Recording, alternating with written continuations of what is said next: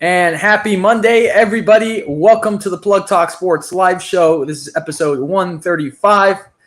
Myself, Danny Torres, and Janka Don't Stop. It's great to be back. We had a week off due to the March Madness Men's National Championship game. Congratulations to UConn on winning it all. Man, I was so close. Had Purdue going all the way. I was very close.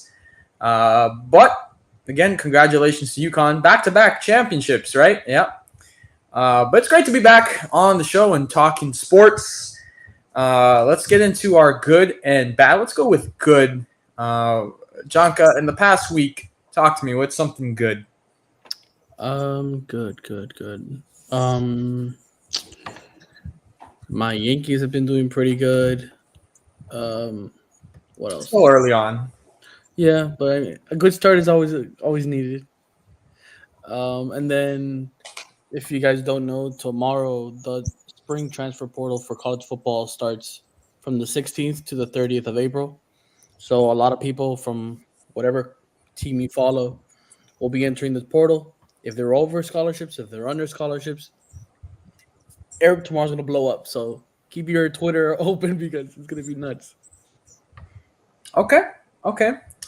For me, it's going to have to be from WrestleMania. And I showed Janka this clip. It was absolutely the best 5 minutes for any wrestling fan or any WWE fan, past, present, future. I mean, you had John Cena out there. Then The Rock comes in. They go face to face. And that's what I grew up on. You know, first time John Cena faced The Rock here at Hard Rock Stadium in Miami. And then they faced each other again in the following year's WrestleMania in New York. It was amazing. And then there's rumors I read this morning. There's rumors that there might be John Cena versus The Rock Part 3. So that would be absolutely insane. Don't know how true it is, but it would be absolutely insane. And then obviously from, The Rock, then the Undertaker shows up out of nowhere and choke slams The Rock. That was amazing. I think the Undertaker had like the loudest reaction when he showed up out of nowhere. So it was great. WrestleMania was great. I really like where they're going with this storyline with Cody Rhodes being the WWE champion and having The Rock as the tribal chief of the bloodline and having him there with Roman Reigns and stuff like that. It's pretty cool. I might continue to pay attention to it and get back into it a little bit. It's been a while, but yeah, that was my plug of the week. Shameless plug. Talk to me. Something bad. Since we didn't do last week, and it's been the week before is when we did it, so it's been 2 weeks since we've let the MLB take its course. Oh my god, this team has really ticked me off. I think I know where you're going with this. And they lose today again too. You know what's the best part is that my shameless plug is going to be the exact same thing. Well, guess what? We're doing a duo shameless plug because the damn sushi team of the damn South Florida has been cut up again and again. I don't even want to call them by their name because it's just disrespectful. Well, first of all, let's tell the viewers what is the bet that you have with your brother. Well, the bet with my brother was that the Mierda Marlins would not win more than 5 games in the month of April. At the moment, we're halfway through April. We're at 3. We have to win 3 more games for them, my brother, to win the bet. Isn't it 2? Aren't they at 3 wins? They're at 3. They have to win more than 5. The first win, did their first win come in April? Yeah. Okay, so they're at 3. They need to start 0-9. So it needs to be more than 5. More than 5, yeah. So even if they tie at 5, it doesn't count. Yeah. Okay. All right. You have to bet the over 5. And how are you feeling? How are you feeling about that? Do you think it's gonna happen? I mean, now with what I sent you guys earlier today, Jake Berger will be out for I think 2 weeks, estimated. Yep. That's another hit to the team. They're pitching. Hey, shout out to Max Meyer. He shows some potential, but no, I have bad news on that. They reassigned him. I can never have any joy with this They team. brought up Edward Cabrera into the rotation. And let me tell you, Max Meyer was probably the best thing they had going for them in the bullpen. Bro, like he did pretty. I think it was against the Braves. He did pretty good. I don't know Yeah. why this team is dog. There's so They, much they dog just water. continue to make moves that piss people off. Hey! Should I put him on? Should I put him on? Look who's here! Hey! Hey! Hey! Hey! See you on Sunday for round 1. What's up, brother? Plays better players. Special teams, special. No, I'm gonna stop. We were just talking about shameless plug. Jonka had the Marlins. Mine's going to be the Marlins, too. I haven't said mine yet, but we're just talking about how Max Meyer was probably the best thing they had going for them in the bullpen. And they just reassigned him. And, yeah, that's not Yeah, they keep making moves that I don't understand. it's a lot of Oakland athletics activity going on right now. Hey, That's something. I tell you what, Brad Pitt isn't the one making the moves behind the team. No one's getting on base. They didn't get on base today's game. I'll tell you that. So, for me, will be the Marlins, and Skip Schumacher gets ejected from today's game. I mean, he kind of did have a point. So, San Francisco's bringing out a pitcher out of the bullpen, right? He's halfway to the mound, and then San Francisco decides, no, actually, we don't want to use that pitcher, sends him back to the bullpen and brings another one out. And Skip was livid, pretty much saying, you can't do that. Like, once you have chosen your pitcher, he's already halfway to the mound, you can't just say no and then send him back. So, yeah, he went out. He actually went out twice. He went out, gave the home plate umpire an earful, went back. Then he got up and went out again after he was ejected and said some more stuff. And it was funny. I saw a tweet from Will Manso that said, even Skip can't watch this anymore. And we'll get into it a little bit more later. But yes, Brandon, if you want to say you're good and bad, you can go ahead and do that. All right. Well, let's start with the good. For me personally, I only done golf writing for like maybe 3 months ever in my life. The Masters, baby. The Masters, man. I kid you not. Like the entire time, I only watched like the final. I'm not gonna lie to you. I'm not like a golf fanatic, Masters fanatic, but I was watching the Tiger Woods, and I forgot the guy who's a graduate student at Ohio State's name. I forgot him. Oh, man. I know who you're talking about, but I forgot. Yeah, but watching both of them on that random Sunday before going to work, and then also seeing the Tiger Woods burn moment where he's like, the meme of him shaking the tree's hand.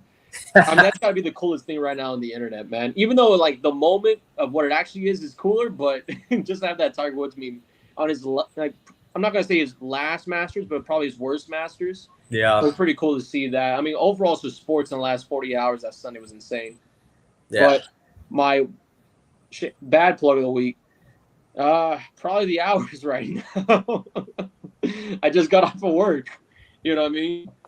Shout out Dick Mondell's, shameless plug, shameless sponsor, I guess. But yeah, I mean, work hours been long, crazy, but always making time for the show on Monday. Always making time for the show. Let's give him a round of applause, Jonka. Let's give him a round of applause. That's true loyalty right there, bro. Of course, we thank you. Hey, man, and our first topic is NBA playoffs. Like, there's no pod, there's no episode talking basketball without you. It's almost illegal.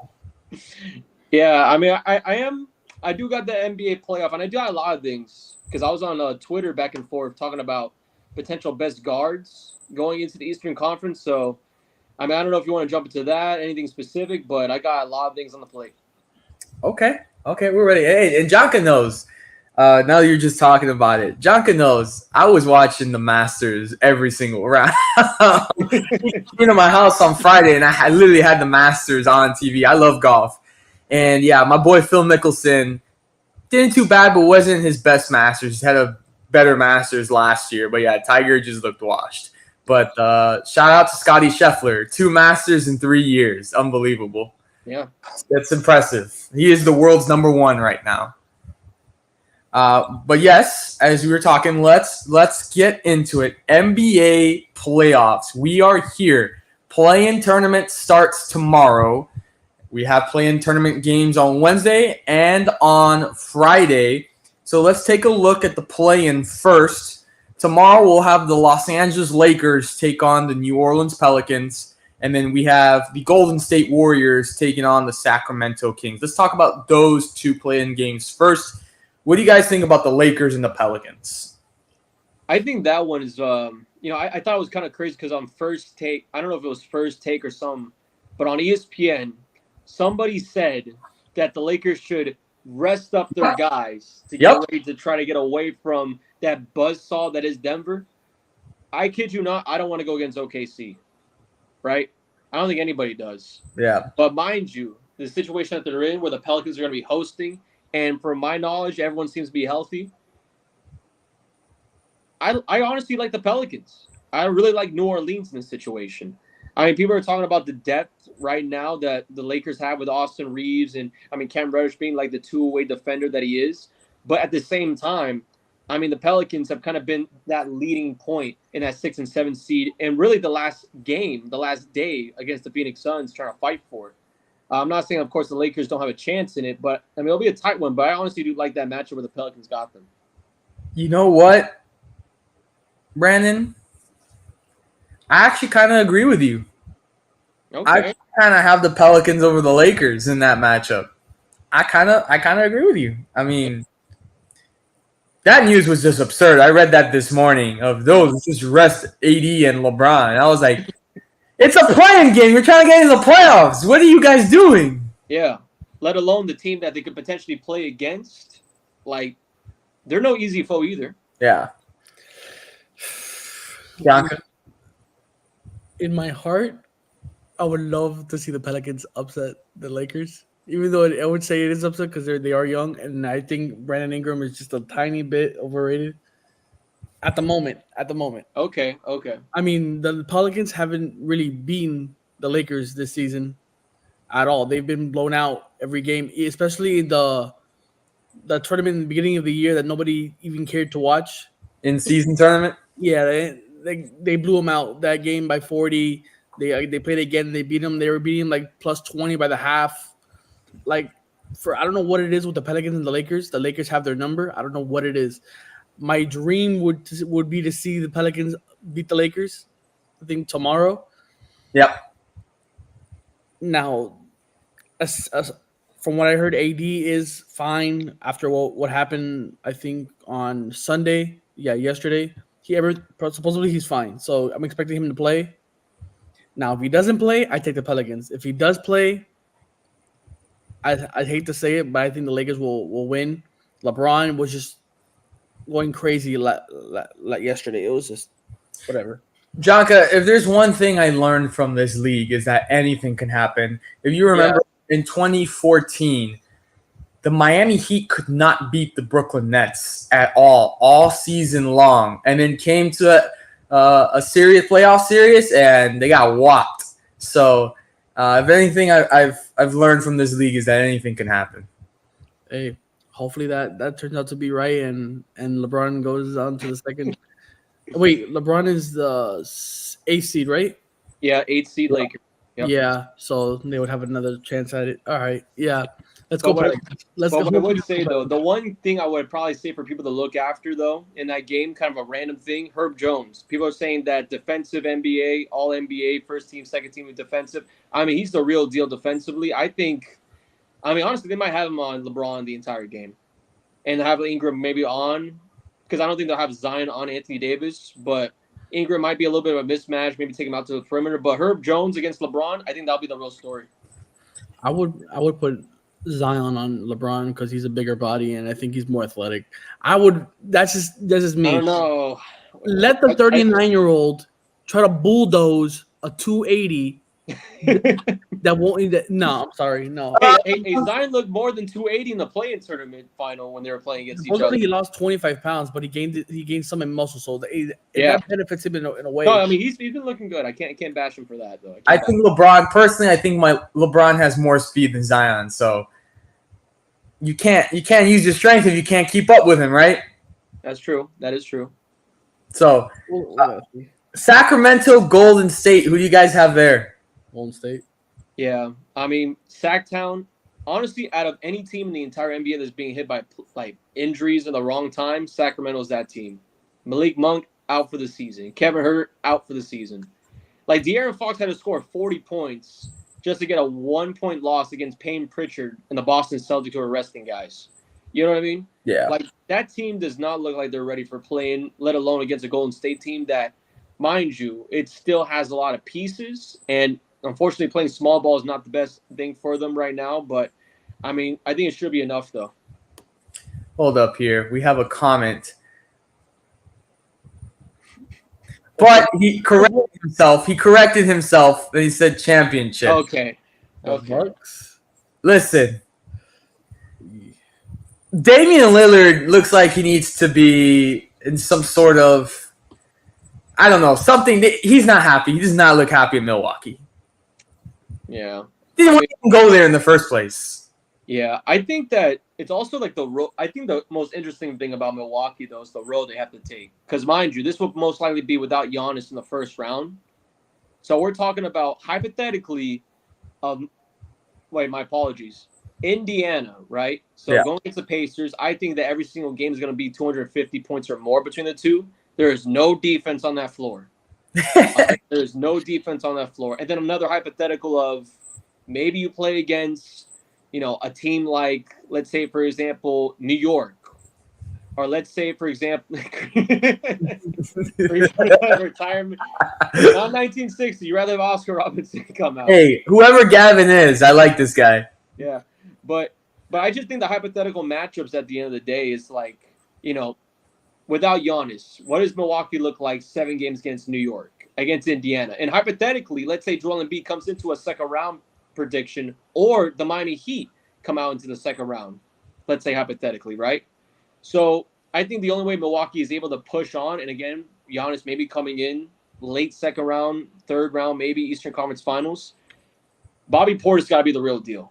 You know, I mean, that's all I got to say about this. But Bobby Portis, Brook Lopez, and maybe Beasley actually make some good shots. But besides that, there's no defense on that roster. Let's talk about the East playing right now. Chicago and Atlanta. I personally, man, I want to say Atlanta, but I know they got injuries over there in Atlanta. So, man, that's tough. I'm gonna have to go Chicago.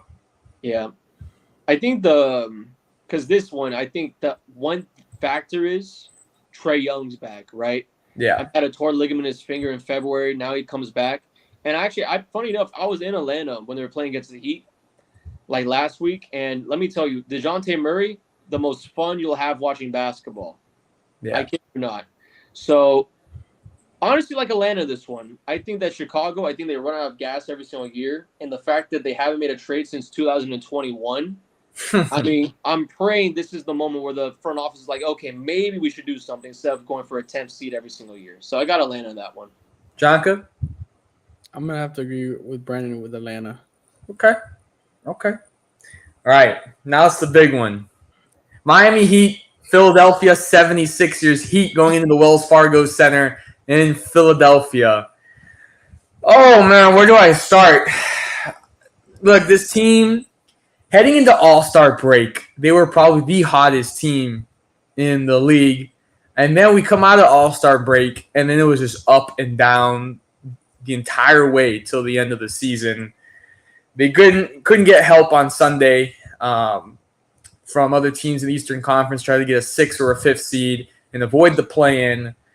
But here we are, play-in game against Philadelphia.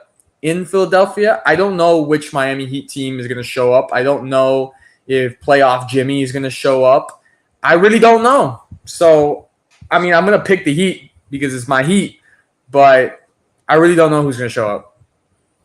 John, do you want to go first? I got a lot in my mind on this one. They've heard me talk about the Heat all year. Go ahead, bro. Okay, so I was crunching down the numbers. This is obviously the Battle of the East 6th seed. This was something that was like, you know, primetime TV for me for the past month or two. I think the most interesting thing about Philadelphia because halfway through the season where Joel Embiid gets hurt and they're just playing like, chickens without heads, I thought that team was done for. Bound to be, as they are now, a playing team out of the 5th seed, out of the 4th seed. Tyrese Maxey, in my honest opinion, and back to what I was saying before, he, out of all the guards coming out of the Eastern Conference and into the postseason play, he's a top 3 guard out of the East. No question. The guy has a bunch of 50-point games. He's basically averaging close to 28 points per game in the past, few days, if not few weeks. And there was also even a game they had against San Antonio last week where they went to double overtime against the Spurs. He wants the ball. You know what I mean? They're on a 7-game winning streak going into the postseason as a play-in team. I don't even want to see Philadelphia in the playoffs if I'm a 1st or 2nd seed team. Yeah. So, and as funny as it is, because again, Kyle Lowry, former Miami Heat guard, starting guard to start off the year, and now back in Philly, his hometown, it's going to be weird. The way that the Heat season has unfolded the last few days, Jovic has been probably the most shining point of the Heat roster. Yeah. In my honest opinion. And maybe a hot take, and again, I don't want to doubt the Heat because obviously the past 5 years, the record have shown to never doubt the Heat in postseason. But if I was a fan that was watching the last 2 weeks of NBA basketball, and I saw the Miami Heat have to go into double overtime to get a close win out of Atlanta, who didn't have their star point guard. Yeah. So you have teams like Atlanta and as well as teams such as, of course, as I mentioned before, Philadelphia going on a hot streak at the end of it with the guys coming back. It might be I forgot what year it was. I think it was a 2022 Cavaliers situation where you're the 8th seed, but you got so many issues you can't make out the play-in tournament. Yeah. This Heat team feels like that. I feel like there's a lot of issues going on. I think it's too late to fix them. I don't know if I have Miami winning this game, let alone the game after that, hypothetically. This matchup gives me nightmares. Not for the fact that it's going to be a really, really tough game to call, but for the single fact that the Heat drafted Precious Achiuwa before they drafted Tyrese Maxey, and it haunts me every night. Whoever made that decision needs to be fired if they haven't been fired yet. But I don't. The only way we win, as in the Heat, Jimmy Butler needs to quit the antics. I swear.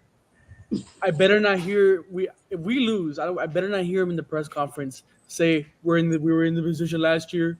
We're gonna do it again. I don't want to hear it, bro. I'm tired of this BS every single year, saying we're this, we're that, we're slept on. Don't count on us. No, just man up. Forget about. Stop riding horses in the middle of Wynwood, my guy. Like, there's always something with this guy every year that he has to just do some crazy thing just to I don't know, distract the fans of how bad they've been playing. He goes on some side quests during the year. Yeah, he was everywhere. Music videos, got his hair done. He got his coffee going on. He's on Slam now. He's on the Yeah, I saw that today. If we lose and he plays bad, I'm blaming everything on him. I'm just letting you guys know right now. Yeah. I don't care. Hero, Bam, everybody can go 0 for 70,000. But if we lose, I'm blaming it on him. He's supposed to be the leader. Well, I'll tell you what. Listen, if Miami wins against Philadelphia, that sets them up for a first round matchup starting on Saturday against the New York Knicks. If they don't win on Wednesday and they have to play on Friday, and let's say they win on Friday, this sets us up with a Sunday start against our good old friend Brandon and the Boston Celtics. What a party that would be. Yeah. Hey, I'll tell you what though. Y'all might want New York. Y'all might want New York. I'm telling you right now. I want Boston. I want Brandon. Every year I want Brandon. I hate you know what's the worst part about it? Because I was watching that entire Sunday at work, and I'm just like, yeah, there's no way the Bucks lose against the Magic, right? Playing up the way they were. There's no way that, Philadelphia's close with Brooklyn, right? Like, man, I don't know what it is. It's just destiny just finds its way to this matchup. For the past 5 years, it's always been like that. But honestly, I love again, then maybe there's just like the old NBA fan in me, but I love to see another Knicks Heat series though. I'm not gonna lie to you. That's a rivalry right there. Yeah, I think Jalen Brunson's probably like the hottest player right now going into the playoffs overall right now. I mean, the guy's he's averaging 28 for the entire season, led the Knicks in total points as well. And we're talking about coming off a 40-point game they had against Chicago in overtime. No Julius Randle, but I mean, I hate to say it as it is, it could be a revenge series if they are going to be matched up against the Heat. This could be, again, Precious Achiuwa and OG Anunoby. They only have 3 losses with OG on their roster. So this Knicks team's real, though. I think they're one of the best, at least better defensive teams. I think the best defensive team is probably Boston in this Eastern Conference, but that's a hell of a matchup. We have Orlando matched up against Cleveland, and I'll be honest with you, I got Orlando winning that series. I told y'all. I said in the beginning of the season, look out for the Magic. They're real. The early beginning stuff was not a fluke. I'm telling you right now. Magic, yep. Yeah, I got Magic too. I don't think the Cavs' depth is there yet, similar to last season. Jonka, don't tell me you're going to go with Cleveland, bro. Bro, I don't know, man. Cleveland, bro, I don't know what it is this year, but they've Nah, bro. They're having problems with Donovan Mitchell as well. It's not even the Donovan Mitchell part. It's the whole center part. They got Mobley going back and forth for the G League. I mean, shoot. I mean, let me know when they got a bench that has Karis LeVert and somebody else making moves. I mean, again, they got Max Strus, though, which will be another interesting thing. Let's hope another Florida team can go further than the Heat this year, because I don't see them going that far. But so you have Magic or you have Cleveland? I'll go with the Magic. Okay. I hope I don't change it, bro. I swear. Bro, So basketball's back. Phoenix Suns, Minnesota Timberwolves. I'm going with the Wolves on that one. Yeah, that one. I think 6 games for that, but yeah, I think Wolves. Yeah. Yeah, Phoenix actually avoided the play-in at the last moment. So, guys, you know what? I don't know if you guys might think I'm crazy for this, but Indiana Pacers, Milwaukee Bucks. I actually have Indiana taking out Milwaukee. Okay, but I like that though. Again, there's not going to be a lot of defense. It's all about who can get the ball around. Indiana's got that Halliburton, guys. Yep. I can see it, man. I kind of feel like Milwaukee's just they don't have it. They're just depleted right now. Yeah, and as I said before, unless Bobby Portis is putting up 25 a game, don't know if they got a lot of chances. Yeah. I don't see Milwaukee without Giannis really putting up much of a fight. I mean, I know Dame's on the team, but he's limited defensively. So you put a big guy on him, he could still kind of score, but he's streaky at times. Like, he can get hot, but then he can get really cold. Yeah. And in the playoffs, if you go cold, you lose. Oh, he's shooting tour dates. That's what he's doing right now. He's doing a 2 of 14. He's going to go to your town at 3 and 17. I mean, he's inconsistent. Again, can get on, as John said before, he can still score. This is Damian Lillard talking about. But definitely more inconsistency from him. Especially without Giannis, he's going to be the focal point, and they're going to probably double him as much as they can and make everybody else try to beat him. But of course, absolutely. So this one is very fun to me, very intriguing. Dallas Mavericks, Los Angeles Clippers. I think this is going to be a good series. Brandon's shaking his head no, but I know what Brandon's going to say. I don't believe in any Dallas team. No, it's not even that, man. It's just the fact the matchup is against the Clippers. All right? Honestly, as crazy as it might sound, I really have the Clippers going to the Western Conference Finals. That's how bold I am about Los Angeles this year. Who told you that, Jonka? Who told you that? I told Jonka about a month or 2 months ago. I said I actually can see the Clippers reaching the Western Conference Finals. It's possible. I mean, shoot, they did it before with Bradley Beal, and I forgot who was on that team that year in 2021. But either way, I just love the roster when they're fully healthy. I think Paul George is playing his best time since he's joined Los Angeles. Yeah. I mean, again, no diss to the Mavericks, right? I didn't believe in Mavericks basketball in the beginning of the season. I still have doubts about them now. But that's going to be a 5-game series. If that's more than that, it's a damn. It's a real. 5. No, bro. Hey man, I'm and being you know what? brutally honest here. That's how good this Clippers team is right now. They're calling Kyrie and Luka the most prolific scoring duo in NBA history.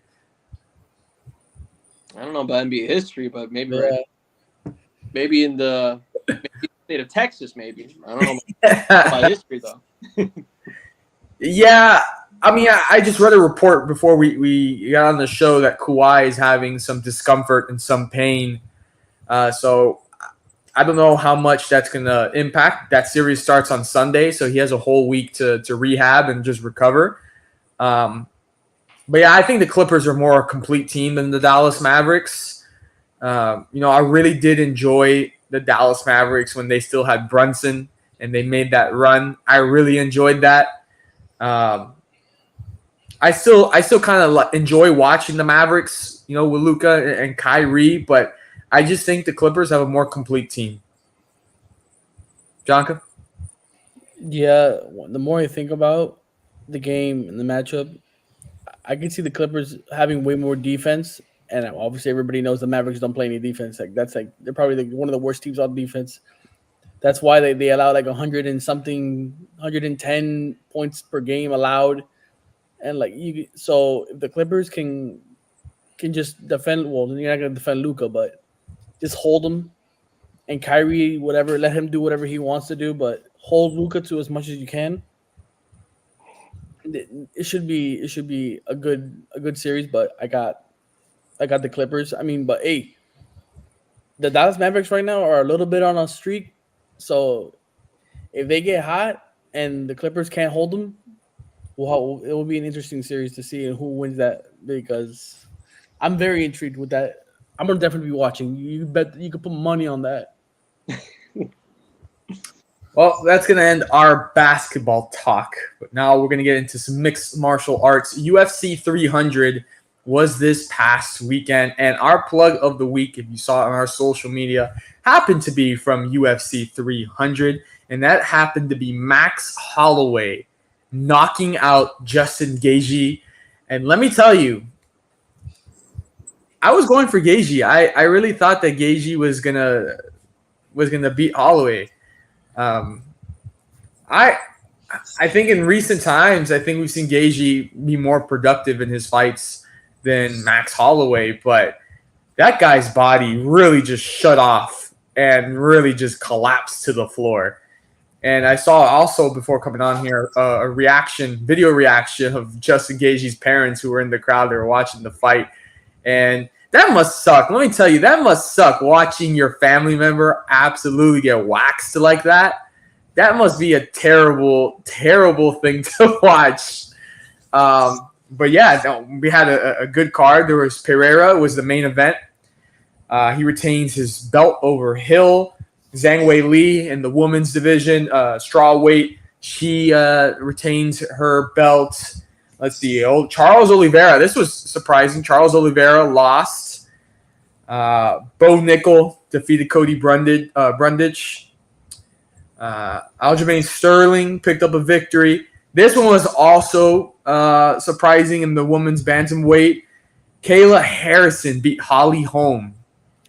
That was surprising. Holly Holm doesn't lose very often. Only now 7 losses on her record. If you guys remember, Holly Holm was the one that knocked out Ronda Rousey way back when and pretty much took her out of UFC. So Holly Holm fell there in that fight. And yeah, that was a pretty good card. I don't know if you guys have any comments on 300 before I talk about what's coming up next for the UFC. No, but the Holloway, I mean, I think that was the fight. I mean, maybe overreacting, but fight of the decade, maybe. I mean, the way that Holloway was just like, come here the last second, and they're both going at it, and it's just like that. But I never seen this in my life. A buzzer beater knockout, though. Like, How insane is that? And this guy breaking his nose in the first round too, and still keep on going. I mean, all respect to him, but End of the decade, bro. Decade?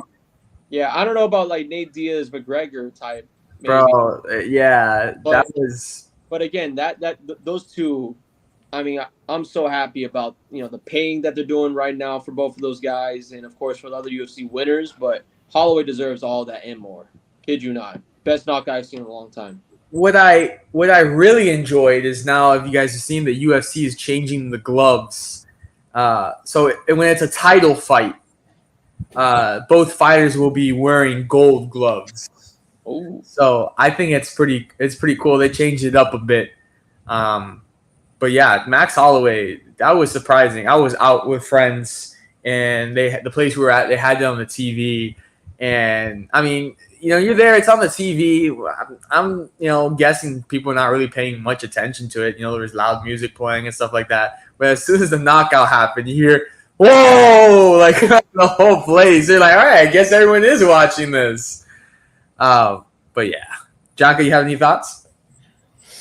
Not really. I mean, I was at a birthday party for my aunt, and so I couldn't really get to see the fight. I saw the highlights. It was a crazy ass knockout. I can't tell you that much. But no, I mean, I really like what you said about they changed the gloves thing. It's a little tweaks here and there, make it entertaining, make it so people that don't know UFC much, they'll say, okay, you know what, gold gloves, The title fight.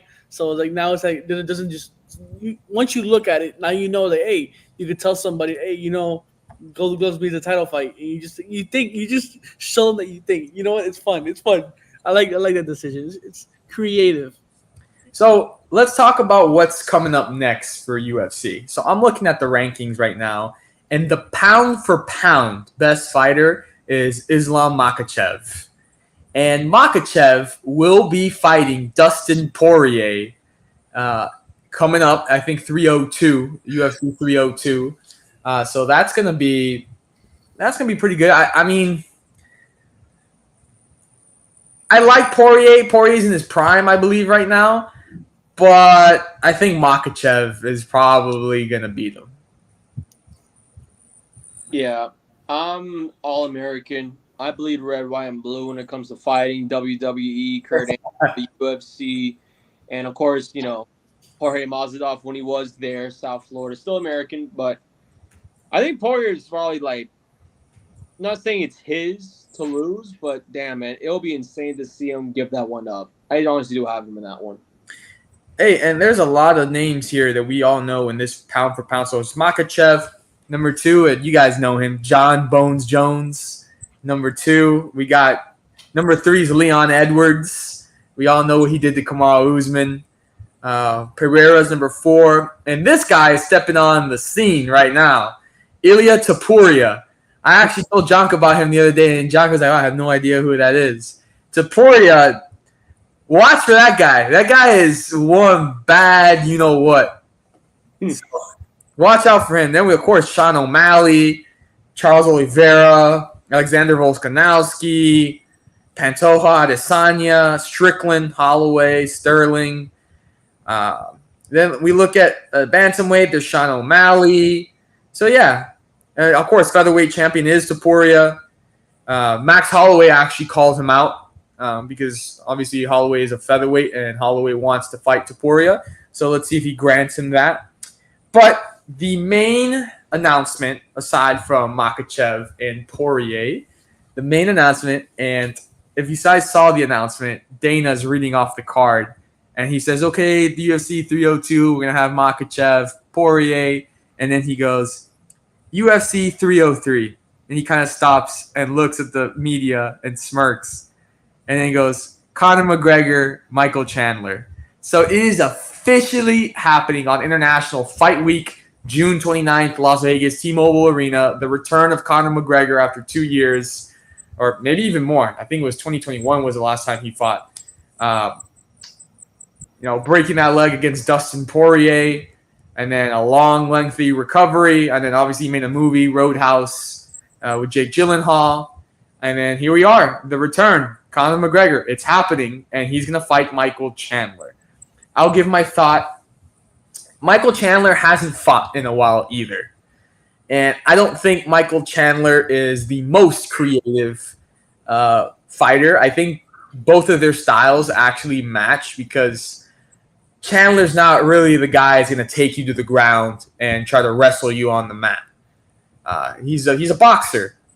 So I actually give Conor a chance in this one. But if he does lose, I think Conor really needs to evaluate if it's time to be done for good if he loses this fight. If he wins this fight, and if he wins it convincingly and he looks good out there, then I'll say, you know what? Keep going. Try to see if you can snag a title. But, yeah, I could see – I'm not saying he's going to win, but I think I give him a chance. Yeah. I feel like – I believe we talked about this before about Conor McGregor's future, whether that be whether in UFC or outside of UFC.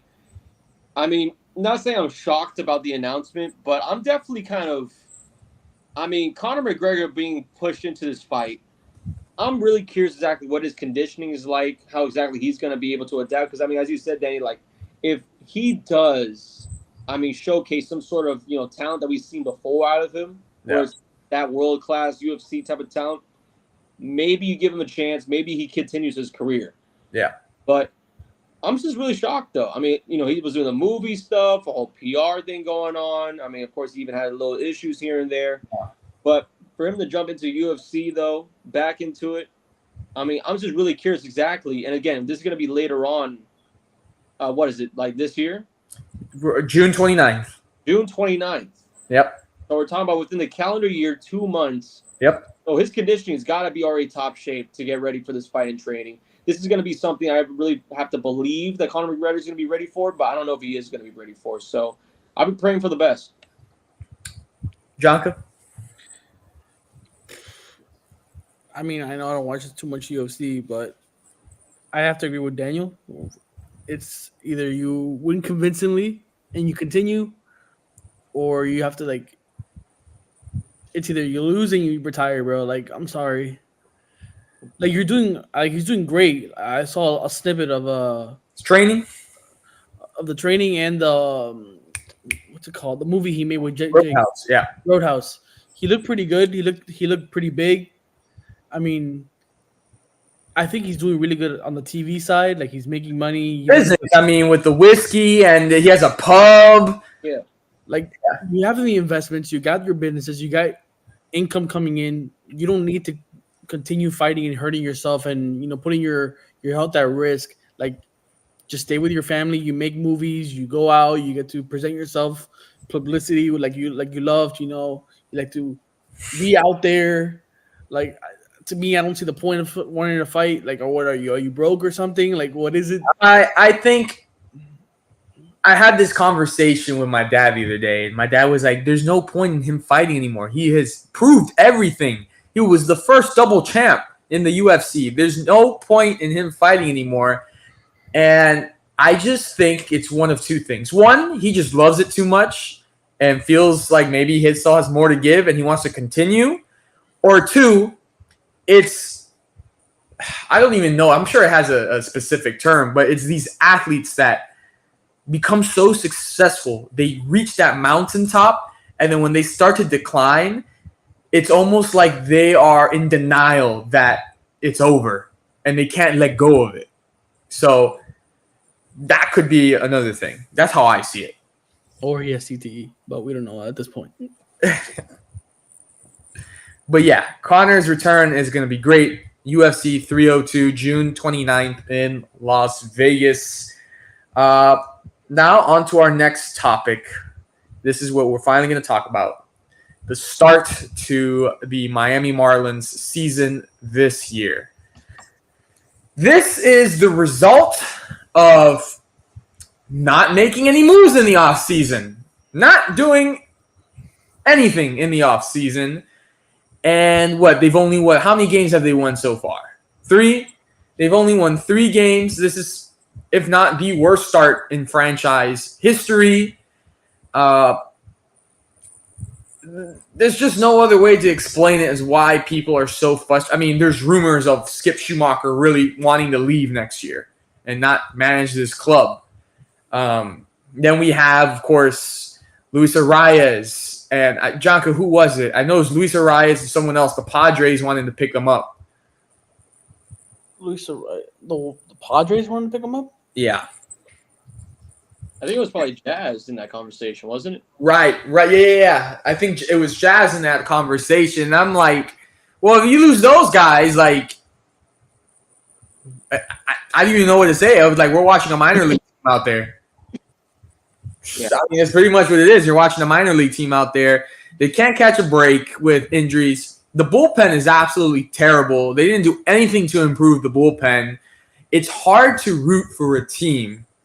And look, Jonka knows I'm not going to name any names and any conversations, but, you get people from the organization that are trying to reach out and they're trying to get you excited. And, it's bad when they're reaching out and they're telling you, oh, it's about the stadium experience. They're not even selling you on the baseball team. They're selling you on the stadium experience. When I get it, yeah, when you go to any sporting event, going to the stadium, yeah, as an experience, but you want to cheer on your team. You want to be happy with your team. But when your team is the organization's making terrible decisions, what motivation are you giving the fans to want to go to the stadium, no matter how cheap you make the tickets? People will be like, man, I can go do something else with my Friday, Saturday, Sunday, then watch that. Go, Brandon. It's been every week with this team. Yeah, so. Honestly, I kind of hate it because, for you guys that know me, I'm not the biggest baseball guy, but I am the biggest Marlins guy, right? When I think of MLB, I immediately think of Miami, right? Think of Miami Marlins. Unfortunately, this is not even, for me personally, I don't even think it's on the field. I think it's everything off the field. Yeah. I think it's just the front office, all the things going on off the field, whether that be the Sandy injury and the Tommy John surgery, whether that be Kim not getting the contract, whether that be Skip and, again, I said before, the rumors of him might leaving. I mean, the front office not trying to get him back into it, right? I mean, we're talking about what? Not saying he's no dumb and nothing like that, but I mean, Skip is at least a manager, I would have to say, out of anywhere in the MLB where people pick him up in a heartbeat, in my honest opinion. Like Skip in his first year with Miami, terrific. At this point, the ballpark, the people out there, the ball club, they love him. But then you have now these new front office guys coming in. You don't want to give Kim the contract, which is ridiculous. Yeah. Especially in a franchise like for Major League Baseball that talks about, oh, let's elevate, women in front office sports. I mean, the Marlins, they missed the cue on that. Yeah. And then, again, this was a top candidate for that, too. So I just find it where it's just everything off the field. It's been a distraction for Miami on the field where you can't even go win it at home, or shadows and the outfield are your biggest issue. Like, it makes no sense, in my opinion, how Miami has found itself to be in this situation where it's just, you don't even have the players being supportive of one another, And you got guys like, I forgot the pitcher who went down and got basically to the minors now. But we mentioned him in the beginning. Yeah, we mentioned in the beginning of the show. I had a friend that DM'd me that information. Of course, because of course we always talk about it in our group chats, and of course here in Plug Talk Sports stuff like that. But I had a friend that told me about it at first, and he was just talking of, what are we doing? And I can't even answer back. What are we doing? You know what I mean? That's the point of this, where it's gone to this season, and we just started. Yeah, it just seems like everything off the field has been the problem, especially when you got Jazz Chisholm coming out on podcasts saying how he hated the team for 3 years and how he thought Miguel Rojas, former teammate, was absolutely terrible and was just bashing on the team. I mean, the season just started. Like, for you to come out at the beginning of the season and be on someone's podcast and just pretty much rag on your own team. But granted, I mean, the team took him to court in an arbitration case. So you can't blame them there. Like, it's like, all right, man, your own organization's just literally going up against you in a legal battle. Like, yeah, what are you even going to do about that? So I don't blame him for being upset. Yeah, you talk about Kim, like, they were supporting her and then making all these posts about, first woman and this and that, and then they literally do not re-sign her and bring her back. Yeah, you could really argue she was the reason for their success. I mean, you could really argue about that too. Like, the only thing they've done positive throughout this entire season is announce they have a collaboration with the one and only. But besides that, there's nothing else going on. I'll tell you what. There's a very good podcast if you guys want to go take a listen to it. It's called The Deal by Bloomberg, and it's a podcast hosted by Jason Kelly and Alex Rodriguez. And I believe it was last week's episode or 2 weeks ago. He had Derek Jeter on there, and Derek Jeter was part owner of the Miami Marlins and was making decisions for the Marlins. And Jeter is not the type of guy that really goes out and airs, business and behind the scenes stuff. But from listening to the podcast, it sounded like Jeter and pretty much probably like Skip right now. I can't do anything with no resources and everything is no. How do you expect me to get the job done and get the team better when everything is no, or you don't give me the resources to do the job?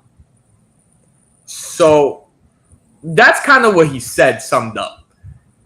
And you look at the team and what they did in the offseason, which was absolutely nothing. That's probably why the same situation Skip is like, bro, I came here because I wanted to turn this organization around. Got to the playoffs, which is another selling point that, in this conversation with the person with the organization, like, oh, we made it to the playoffs, though. I'm like, yeah, but did you win a game? Like, the goal for a team is to win a championship, not to make the playoffs, and then obviously not win a game and let your fans at least see you at home in the playoffs. I can probably think that's probably why Skip's frustrated. Like, all right, you guys not giving me any resources. You guys are not making any moves. Like, how can I get this team to be a winning ball club if you guys are not helping me out? Listen, you guys have said everything I could possibly say, and I have a lot to say. I'm just holding it in because go for it, please. It's good. No, listen. Because if I actually wanted to say what I wanted to say, there would have to be like an explicit content. Please be whatever.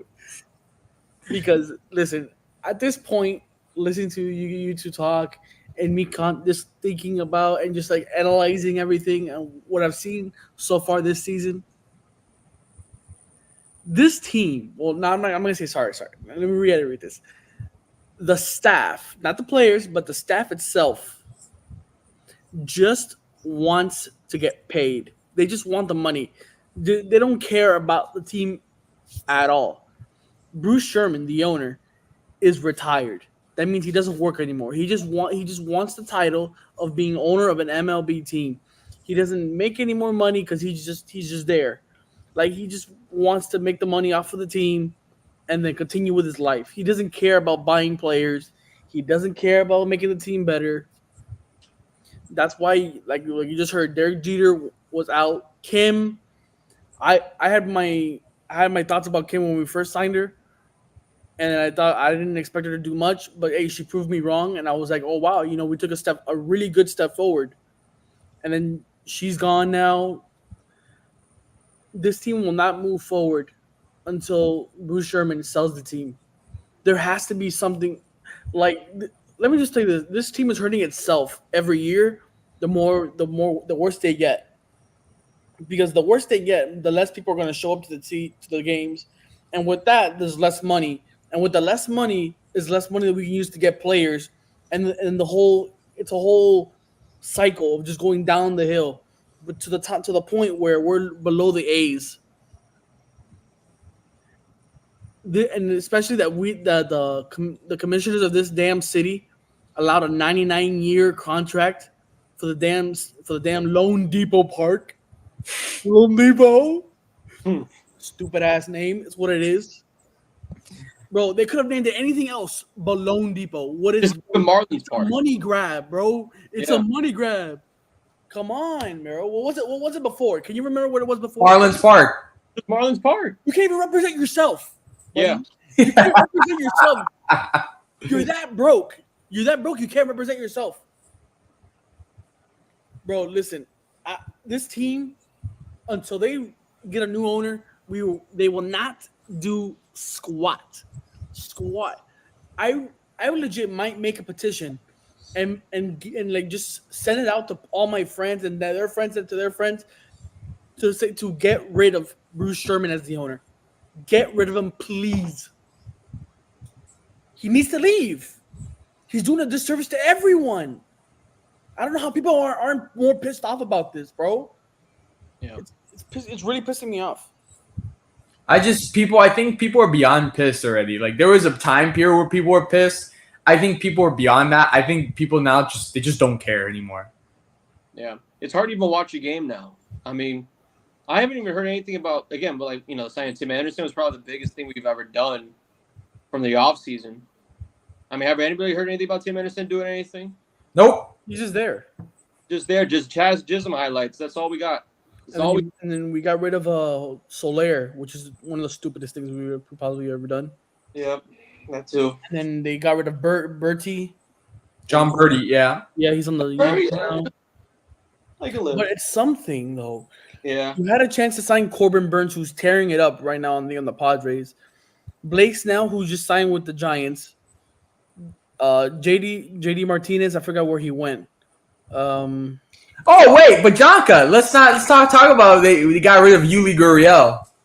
Oh yeah, that's it. He just signed with the Jays, was it? I'll tell you right now.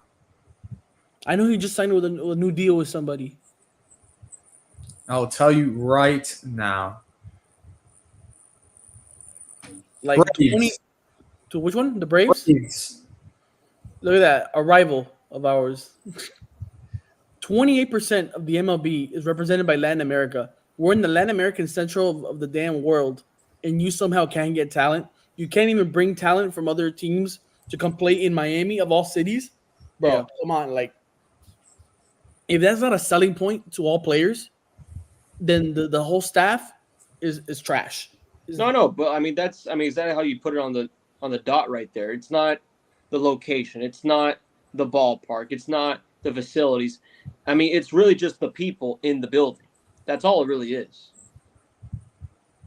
No, I agree. I think at this point it has to be management, it has to be front office.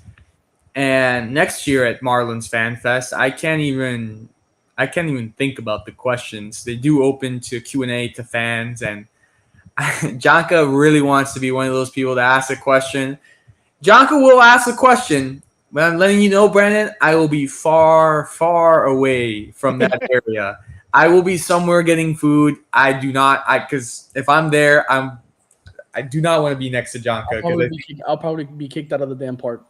Don't worry, Jonka. I'll be there. I'll just be also far, far away third baseline with a camera. You know what, Brandon? Why don't we just go get some like ice cream or something, and we can just watch Donka be escorted out of the stadium. Oh yeah, I'll be there in July getting those all-you-can-eat seats. I seen the one. I forgot who it was, like Joel Franco, or whatever. I forgot who. Yes. I mean, is the food good? Probably not. It doesn't include ice cream, and it doesn't include chicken tenders. What? Those are the two foods you need. Like chicken tenders at the ballpark is at least something you need. Like, bro, the two best things you possibly get. It doesn't include chicken tenders. It doesn't include the ice cream sundaes. Yeah. Not gonna lie though, the hot dogs are like the ballpark hot dogs. I'm a sucker for that. I ain't gonna lie to you. Yeah, I can go for that and for pizza. Yeah. And again, another thing about the Marlins, though, when they got rid of, I forgot what it was, behind the near third base line, basically the escalator near the team store, they had like a little like aisle that had like Latin American food, like a little Cuban food area. Yeah. Man, I got a Cuban sandwich there. Too good. And they got rid of it the next season. Oh, man. Yeah, that's a problem. But they do have Isla Canarias now in the back behind center field, that is a staple right there of Miami. Well, I'm telling you, everything that happens good for one season is gone the next season. I mean, we're talking about some food items. We're talking about the fish tank behind home plate. Players. Did they get rid of the Clevelander? Yes, they did. Another thing.